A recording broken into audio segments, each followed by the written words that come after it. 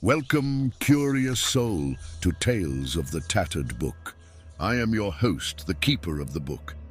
With each passing moment, new horrors appear on these weathered pages, yearning to be told.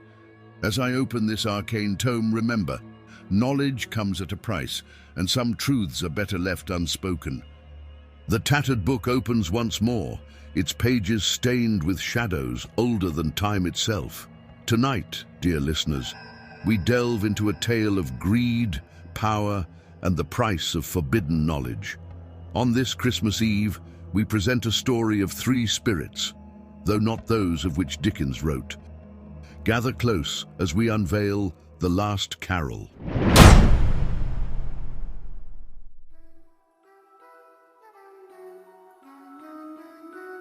Charles Morton sat in his study, surrounded by the spoils of centuries. Display cases lined the walls, filled with artifacts that museums would kill to possess. His latest acquisition, a small obsidian pyramid no larger than a paperweight, sat before him on his mahogany desk. Its polished black surface reflected the dancing flames from his fireplace. The letter beside it, penned in the shaky hand of Professor Hassan, lay half-read. I implore you to reconsider tomorrow's exhibition. The hieroglyphs speak clearly. This piece was never meant to be separated from its resting place. The references to Thoth and the Dark One. Mr. Morton, there are forces beyond our comprehension. Morton snorted, crumpling the letter and tossing it into the fire. The same tiresome warnings, the same superstitious nonsense, just like those establishment fools who'd questioned his great-grandfather's methods in Giza. He lifted the pyramid, admiring how the firelight played across the ancient hieroglyphs. Tomorrow, it would be the centerpiece of his Christmas Eve exhibition, Sacred Treasures of the Black Pharaoh. Let the academic world see what a true collector could achieve, he thought. Then his grandfather clock in the corner began to strike midnight. Charles Morton. He spun in his chair. There, by the fireplace, stood a figure he knew only from portraits. Howard Morton, his great-grandfather, still wearing the expedition clothes from his famous Giza excavation. You followed well in my footsteps, Charles. Perhaps too well. Morton blinked several times, staring into the room that was empty until 2 seconds ago. He rubbed his eyes and then closed them, counting to 10 while focusing on his breath, trying to fight the vision in front of him. Great-grandfather. Morton's voice trembled despite his attempt at composure. Why are you here? To show you what our family's reputation truly cost.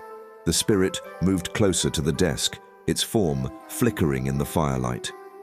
I see so much of myself in you, Charles. The same hunger for discovery, the same pride.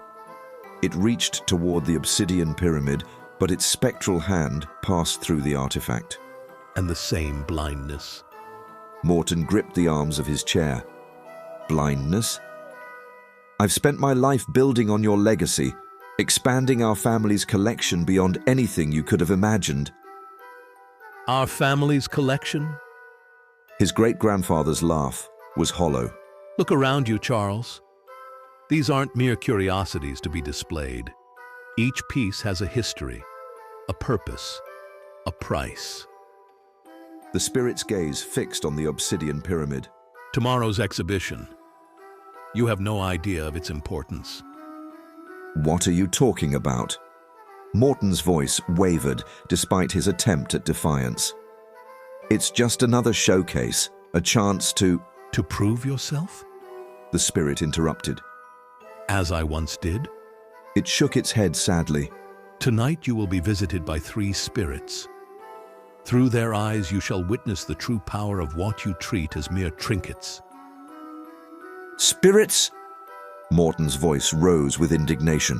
I won't be threatened in my own home, even by my own blood.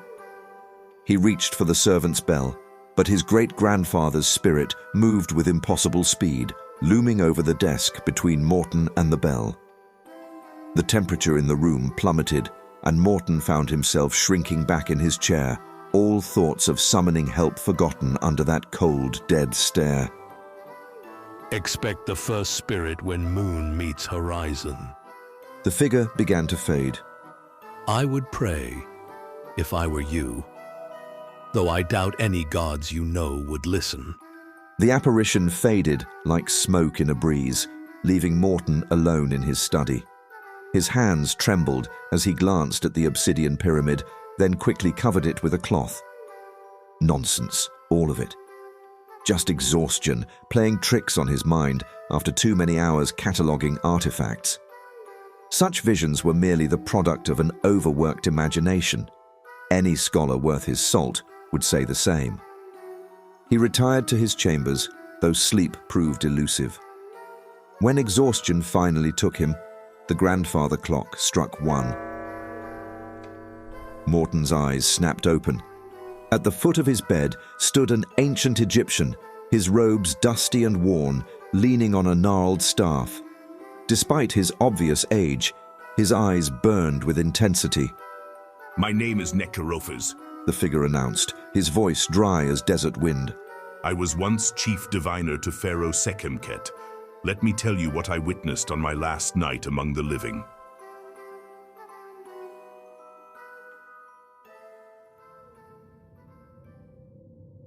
The elderly diviner, Nectarophis, threw his bones onto a large tortoise shell with the practiced ease of someone that has done it 100 times, despite his wizened hands trembling. The arrival of that man from the east troubled him deeply. Skin darker than any Nubian he'd ever seen, bearing exotic gifts for the pharaoh.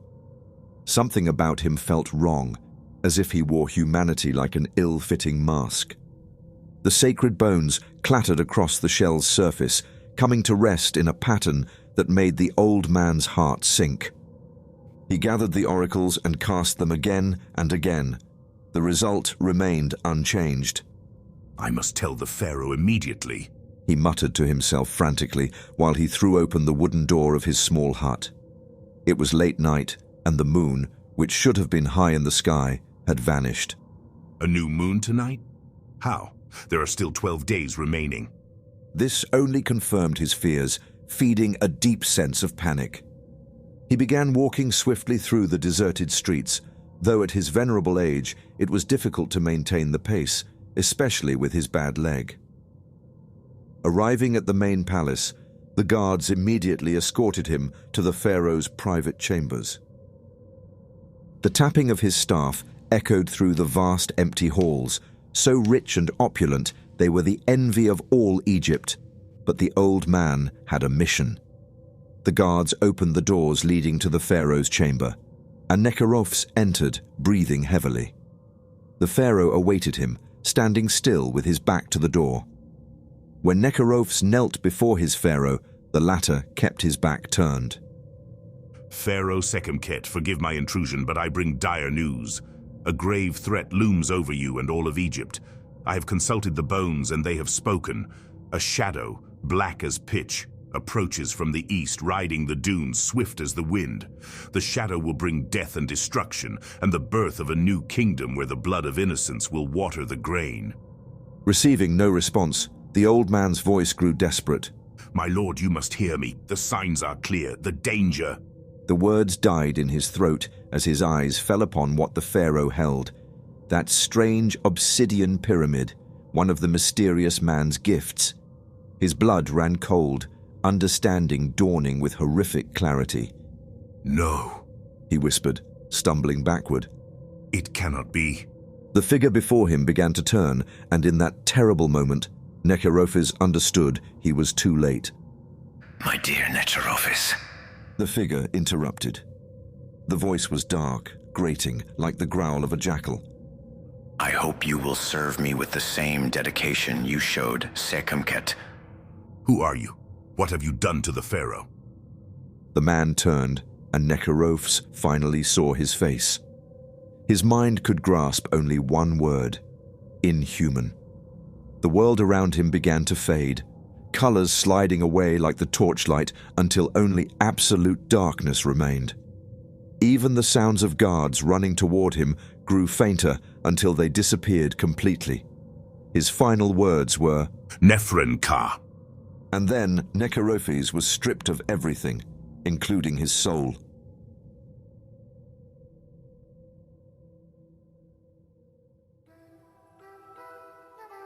Morton gasped, his heart pounding as the vision faded. The ancient Egyptian spirit, Necherophes, remained at the foot of his bed, his eyes filled with sorrow. "What was that?" Morton stammered. The beginning. The birth of a darkness that would consume Egypt. A darkness you now toy with, ignorant of its true nature.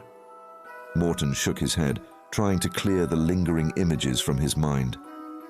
"It's just a legend, a myth. There's no evidence that Nefren-Ka ever existed." Necherophes' form began to fade, his voice growing distant. Such arrogance, you will learn, as I did, the price of underestimating the dark forces you meddle with. Prepare yourself, for the next spirit will show you more. As the ancient diviner vanished, Morton found himself alone once more in his bedchamber. He wiped cold sweat from his brow, trying to make sense of what he'd witnessed. Surely it was just a vivid nightmare, brought on by Dr. Hassan's dire warnings and a heavy dinner. He made his way downstairs to the living room, where a fire still smoldered in the hearth. Telling himself that a glass of brandy would settle his nerves, he sank into his favorite armchair. The warmth of the fire and the brandy gradually eased his trembling, and despite his best efforts to stay awake, his eyes grew heavy. Just as sleep began to take him, the grandfather clock struck 2. You should have read my letter to the end, Morton. A faint shimmer appeared in the corner, coalescing into the figure of a young man. Unlike the spectral Necherophes, this spirit appeared solid, dressed with the khaki expedition gear in the fashion of the 20s. "Professor Hassan," Morton breathed, recognizing the explorer from old photographs. "Are you—" The spirit nodded gravely. Come, Mr. Morton. We have much to see.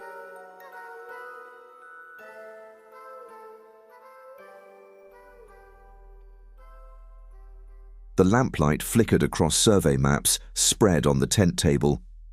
Jean-Pierre Dupont studied the latest findings, while Thomas Blackwood reclined in his chair, cigar smoke curling around him. Dr. Hassan translated the day's hieroglyph discoveries as Alice Weston. The expedition's photographer adjusted the lens of her Graflex camera before returning to sort through her photographic plates. Abdullah burst in, speaking rapidly. Hassan translated for his colleagues. They found something, a false wall with inscriptions. At the sight, Hassan's hands trembled as he read the hieroglyphs. "Here lies she who must not wake. By command of Nefren-Ka, this seal shall not break." The workers began backing away, their prayers filling the air. "Al-Firaun al-Aswad," they whispered. "The Black Pharaoh," Hassan heard, but his excitement drowned out their fears. The passage beyond the false door led to a chamber that shouldn't exist. Hassan raised his torch, revealing walls covered in ancient hieroglyphs, unlike any he had seen before. They depicted masses of humanity toiling beneath whips wielded by terrible figures, beings with human bodies but the heads of sacred beasts. The workers were building a massive construction. Whether it looked like a pyramid or a ziggurat, Hassan was not sure. The local workers refused to go any further, muttering prayers and backing away. But Hassan moved forward, drawn deeper into the chamber. At its center stood a sarcophagus of black stone. The lid was already partially displaced, as if something had tried to force its way out, or in. With mounting dread, yet unable to stop himself, Hassan approached the sarcophagus. His hands trembled as he translated the inscription. "Here lies Nitocris, she who shall rise again." Steeling himself, he peered inside. The withered corpse wore the remnants of royal regalia, its skeletal hands crossed over its chest. But what drew Hassan's attention, what made his breath catch in his throat, was what those ancient fingers clutched. An obsidian pyramid, perfect in its geometry. That was the moment. Young Hassan's spirit said to Morton, his voice thick with regret. That's when I damned us all. The torch-lit chamber dissolved around them. Morton found himself in a bleak corridor that reeked of antiseptics. A peeling sign on the wall identified the place: Cairo Asylum for the Mentally Disturbed. Through a barred window in one of the heavy doors, he could see a figure huddled in the corner of a padded cell. Look at me now, Morton. Look at what your precious artifact did to us. The broken man raised his head. It was Hassan, aged decades in mere years, his face deeply lined, his hair shock white. But his eyes held something worse than madness. They held understanding. The old Hassan lurched toward the door, pressing his face against the bars. His eyes locked onto Morton's with terrifying intensity. They're all gone. He rasped, his English breaking under the weight of his madness. Thomas. We found him in the storage tent, his body withered and desiccated, as if centuries had passed in a single night. And Alice, poor Alice, found in her dark room, her flesh scorched by something far worse than chemicals. Jean-Pierre just disappeared. And the workers? Poor souls were the first to pay the price. A week after the discovery, as they were sealing the chamber, the tunnel collapsed, crushed them all, as if the stones themselves sought revenge. Young Hassan's spirit turned to Morton, his expression heavy with knowledge of what was to come. Show him, old friend. Show him what the artifact has done to your dreams. Old Hassan's face contorted, his eyes growing distant. The dreams, they never stop. You'll see them too, Morton. Every night, the black pyramids rise from beneath the sand, reaching toward a sky that bleeds darkness. And her voice calls from depths that should never be disturbed. His hands clutched the bars until his knuckles went white. Tomorrow night, your exhibition. You fool. You damned fool. You're not just opening a door. You're breaking the last seal that holds them back.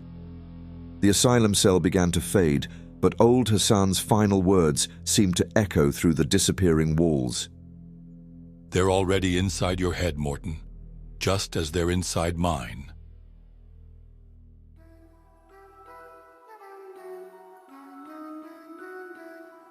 Morton found himself back in his living room, shaking. The brandy glass had slipped from his hand, shattering on the floor. He stumbled to his study, needing something stronger. The bottle was nearly empty when the grandfather clock began to strike 3.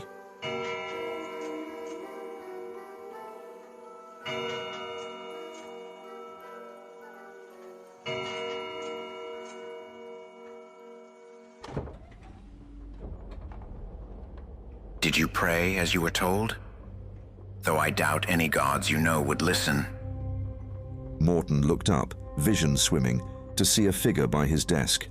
His skin was darker than any Nubian's, gleaming like polished obsidian in the firelight. He wore an impeccable 1920s suit, but atop his head sat the golden crown of ancient pharaohs. A death mask covered his face, beaten gold fashioned in the likeness of royal features. Shall we see what your exhibition truly heralds? Before Morton could protest, the study dissolved around them. The world twisted, reality bending like light through a prism, until they stood in what had once been London. Great black pyramids rose from the ruins of the city, their surfaces gleaming with an otherworldly sheen. The sky above burned red, and what Morton had first taken for clouds were vast, shadowy shapes that writhed and twisted in patterns that hurt his eyes to follow. Your exhibition succeeds beyond your wildest dreams, his guide said, gesturing at the horrific scene before them. The obsidian pyramid serves its purpose, and through those doorways, The masked figure's chuckle sent ice through Morton's veins. They walked through streets where masses of humanity toiled beneath the red sky, hauling massive stone blocks toward the ever-growing pyramids. The workers were broken things, their bodies scarred and bent, eyes hollow with despair. Standing over them were creatures that made Morton's mind recoil.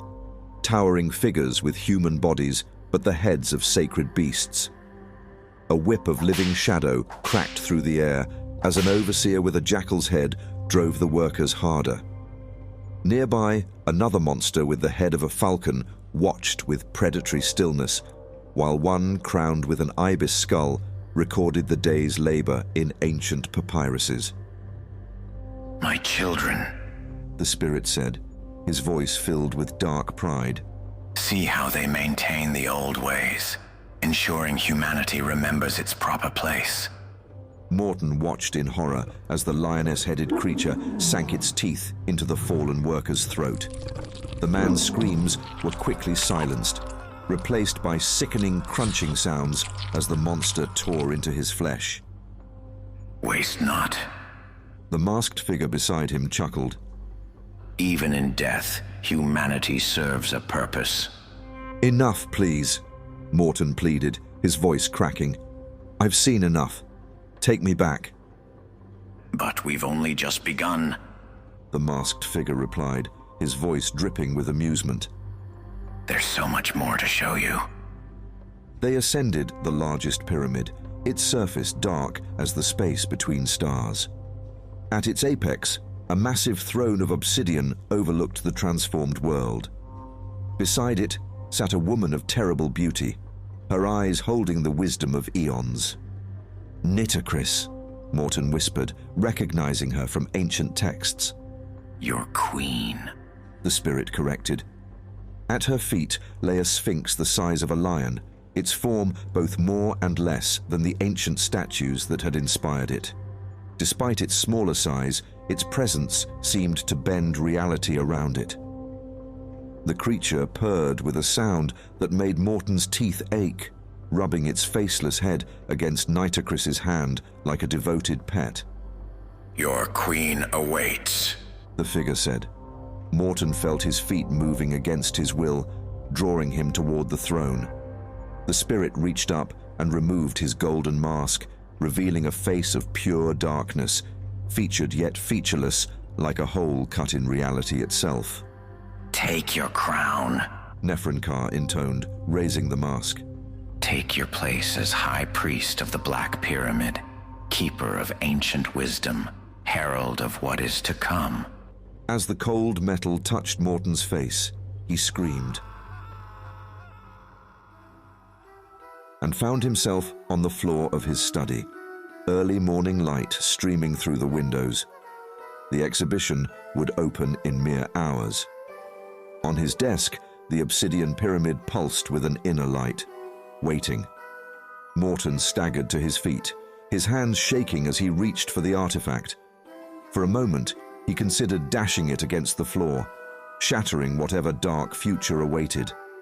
But as his fingers touched its surface, a smile spread across his face, not the forced polite expression he wore at archaeological society meetings, but something more twisted and old. He understood now why Professor Hassan had gone mad, why his great-grandfather's spirit had tried to warn him. And he understood why it didn't matter anymore. The grandfather clock struck 6. In a few hours, the exhibition would open. Important people would arrive: collectors, scholars, journalists. Morton adjusted his tie in the mirror, pleased to see a golden sheen flickering across his reflection.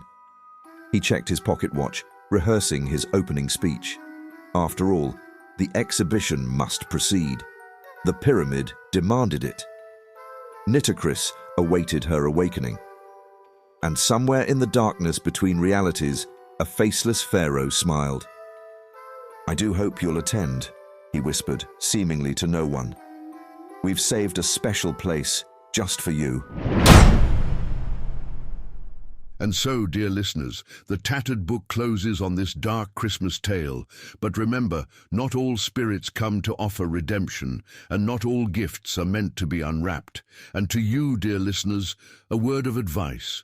Should you find an invitation to an exhibition of ancient artifacts this Christmas Eve, perhaps it would be wise to check the curator's face very carefully. If you dare to delve deeper into these eldritch mysteries, subscribe to our podcast, leave a rating and review, and whisper of our tales to others. Your engagement feeds the book, fueling the terrors yet to come. Until next time, and may your nights be sleepless and your dreams unsettling.